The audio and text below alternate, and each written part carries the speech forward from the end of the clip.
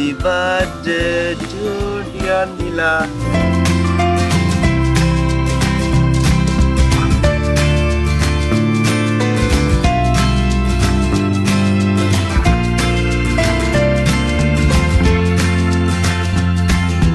Thank you. Welcome. Riju, সত্যি আমি অনেক সারপ্রাইজ হয়েছি। তোমার সাথে পড়েছি আমার 3 বছর ধরে। প্রত্যেকটা বার্থডেতে তুমি আমাকে কোনো না কোনোভাবে সারপ্রাইজ করেছো। আমি কখনো ভাবিনি গাছের উপরে এইভাবে আমি আমার বার্থডে সেলিব্রেট করব।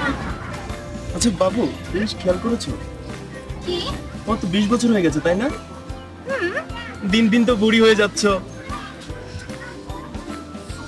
আর তুমি যে 24 বছরের বুড়ো হয়ে আছো।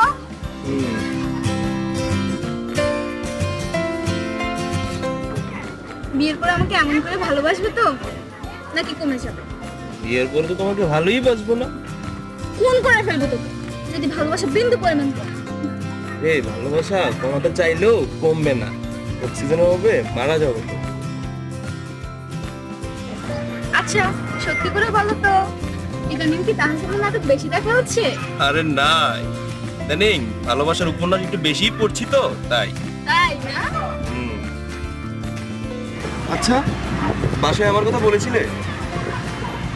বলেছিলাম। আরো কিছুদিন সময় লাগবে, বাবা দেশে আসুক, তারপর ডিসিশন যাবে।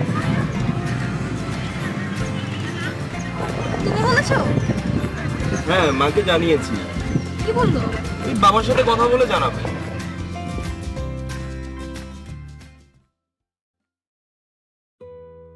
নীলা, তুমি বিষয়টা বোঝার চেষ্টা করো। কি বুঝবো? এই সামান্য একটা বিষয় তুমি তোমার ফ্যামিলিকে ম্যানেজ করতে পারবে না? আমিও কম চেষ্টা করিনি।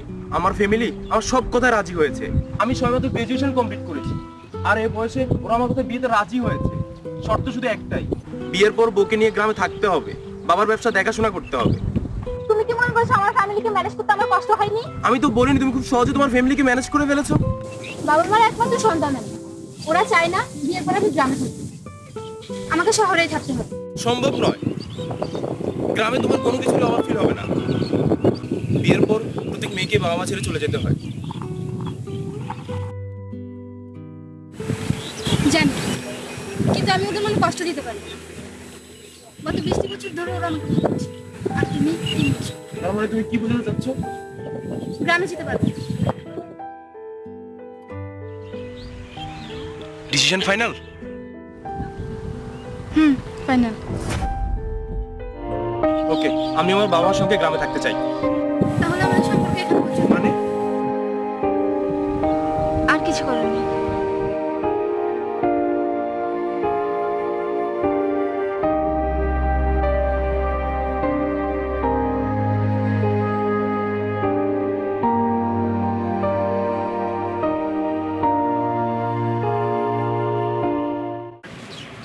কিরে, এই ফোন করে এনে তুই চুপ করে বসে আছিস, কিছু তো বল।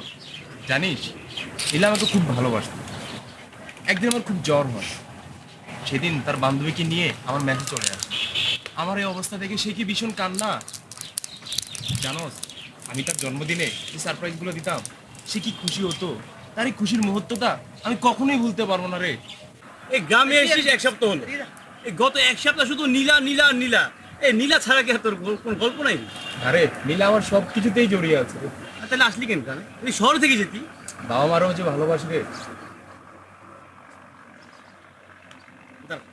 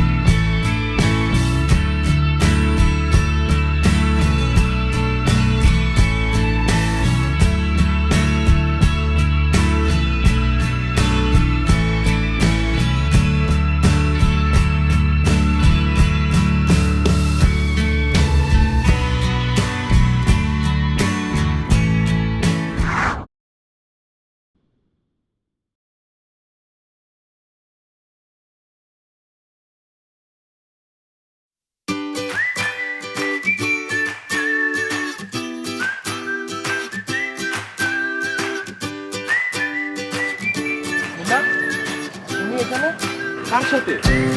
আমি স্বপ্ন দেখছি না তো? বাবা মা? গত 1 সপ্তাহ ধরে ঠিকমতো খাওয়া দাওয়া করতে পারছিলাম না, ঠিকমতো ঘুমোতে পারছিলাম না। তোমাকে খুব মনে পড়ছিল, অসুস্থ হয়ে পড়ছিল। তাই দেখে মাই আমাকে এখানে নিয়ে এসেছে। মানে আন্টি কোথায়? তোমার আম্মুর সাথে তোমাদের উঠোনে বসে আছে। ঠিকানা পেলে কোথায়?